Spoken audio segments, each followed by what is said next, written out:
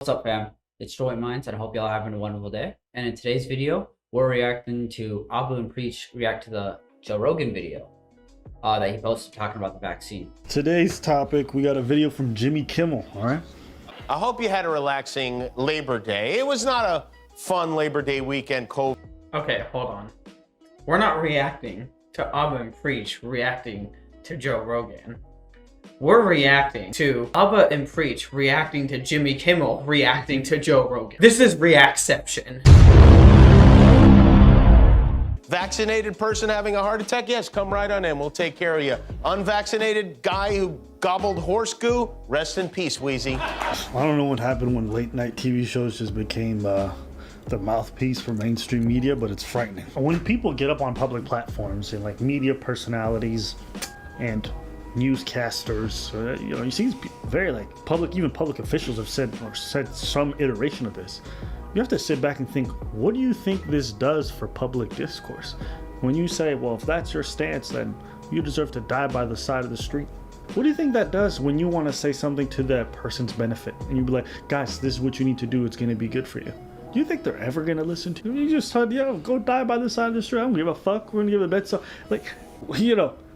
we've become so tribal about this whole incident that, you see Joe Rogan and you see him getting COVID. Hello, friends. So, I got back from the roads. I like how that went from like shit talking to serious to hello, friends. How's everybody doing? Saturday night, feeling very weary. I had a headache and I just felt run down. And just to be cautious, I separated from my family, slept in a different part of the house. And throughout the night, I got fevers and sweats, and I knew what was going on. So I got up in the morning, got tested, and turns out I got COVID. And people were like, fucking great. And we were just hoping, they're salivating at the opportunity that he might die after all the stuff that he said on his podcast. We've gotten so extreme with this stuff that Yeah, man. I think it's insane how people will just literally, like he says, salivate over the thought of someone who they don't like just because of their political views, just the thought of them dying.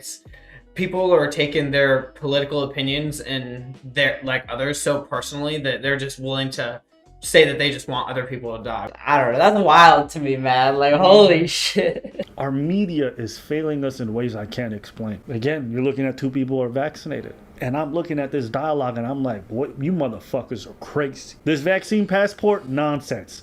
This dialogue that y'all having, nonsense. And I thought it so funny that he started his little monologue by mentioning Dr. Fauci.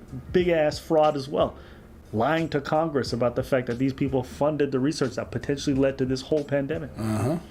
We're using fraud to justify fraud. I mean, isn't that how it works? Isn't that how Gotta love the works? media. Gotta love the media. You think about the unvaccinated, per capita, minorities are very overrepresented. And I did an extensive video on why, minorities have issues with the healthcare system and the lack of trust, and it goes to extent to even to this vaccine. There's a lot of hesitancy there due to history, right? See? And it's interesting hearing this man out here crying. Jimmy Kimmel loves to cry on camera.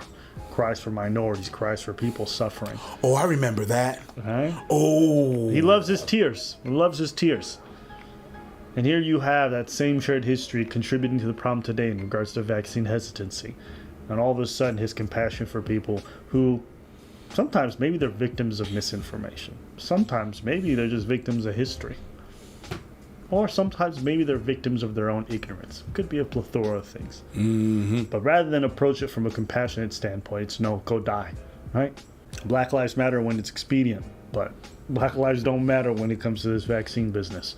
Yeah, one thing that is very true about them being victims of misinformation is that the Facebook algorithm, YouTube algorithm, if you watch something, it's going to constantly promote those similar things to you. So you just kind of get trapped in a bubble of your own thoughts, basically just circulating constantly. And, you basically never even get to see the outside view. And, some people literally go their whole lives thinking that, Fox News is the only trusty news source because that's what their parents instilled to them. And that's what YouTube instilled into them because that's what the algorithm fed to them because of their area and what's popular around them, so.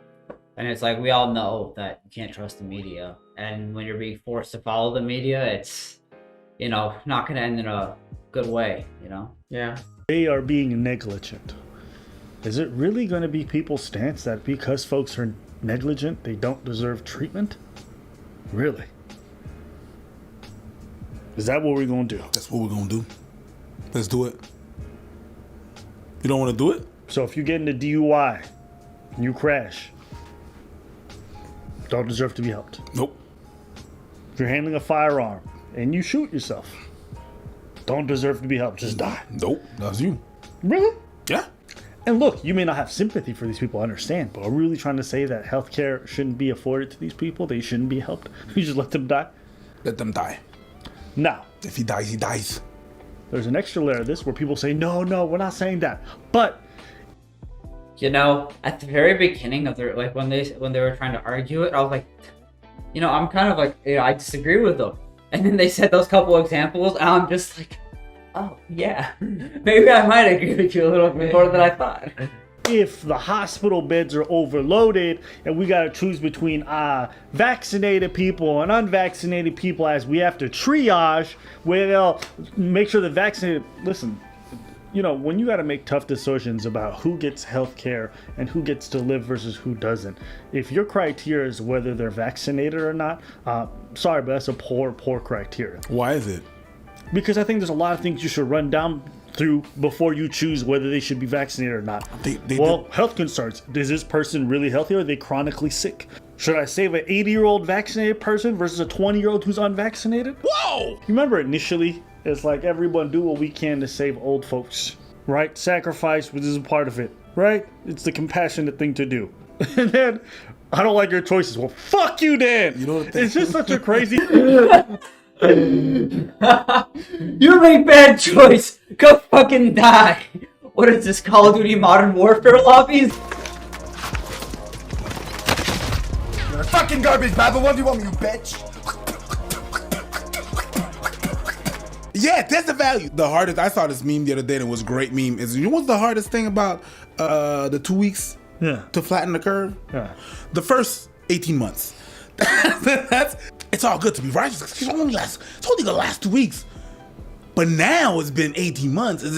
So now you see motherfuckers being tired and be like, you know what, enough with this. Kill him. And him. Yeah. And him. Yeah.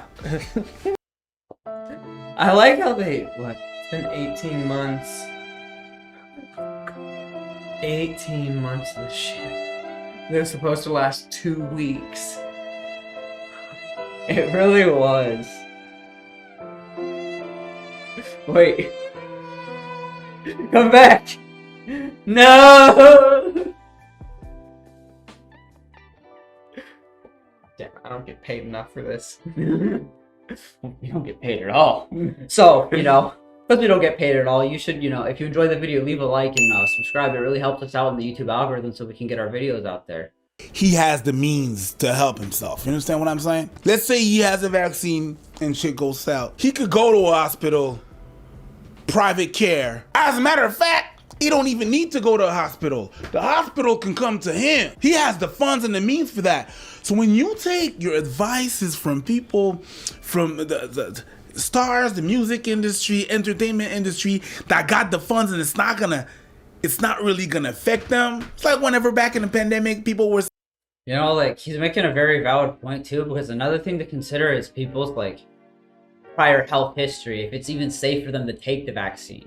They might be, you know, going through something where it could prevent them from taking the vaccine, or certain studies have come out that have been like, oh, people with this health condition definitely shouldn't take the vaccine because it's a higher health risk in X, Y, and Z. saying, all these big ass stars were saying, yeah, stay home, help the people. And I was just thinking to myself, it's easy for you to stay home when you got a pool, a basketball court, a tennis court, 7 cars, a maid, the bank account to stay home, a cinema inside your house, a bowling alley. There's houses with bowling alleys inside. Oh yeah, bro. Oh yeah. Dude, I'm gonna get me a house like that. Oh my god. That's some... It's gonna be beautiful.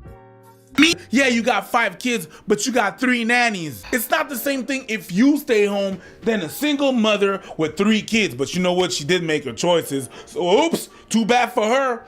Or a single dad. Oh well, you should have choose better. And I'm saying because I recognize that I am also in a position of privilege where I could tell people, yeah, get this, get that, but I also have, certain amount of money that I could bypass certain things. So be careful who you take those messages. Humble brag. I respect it. Preach. I was like, Respect. yeah, I mean, when I have the money, I will definitely be having my food delivered to me. I will never leave my house for food. you lazy fuck. I just don't like seeing people. I don't like them seeing how much food I order for myself. Just from as well. And Jimmy Kimmel, I mean, he's been a sellout for a hot minute, so it's not too surprising. But I didn't expect this low. You didn't? Like you Go saw die? this, you saw this, and you From the crier who talks about people Yeah. dying, go die? No. But you know what, Priest? That's your thing. You expect the worst out of everybody. I see the worst in. I expect the worst out of everybody. Is it because I'm dead inside? Is it because I seen shit? Is it because I don't know, bro. I don't know what it is. Preach, you're not the only one that's dead inside. I think a lot of us are after this 18-month pandemic. Still going. I do expect the worst out of everybody. Yeah, literally the start of every video, first 30 seconds, I play a clip and I'm like, yeah, shocking. You know what? Shocking? I'll do better. What's shocking is that you're shocked. I'll do better. It's all good. I'll do better. Funny. I'll do better. But that's pretty much all of my thoughts on this video. It's pretty much all you got on this video? Oh my god. Well, guys, we stopped at the perfect moment for this video just for you. If you guys did enjoy the video, please leave a like. Tell us what you liked about the video, and tell us, what your opinions on the REACTCEPTION overall, I guess.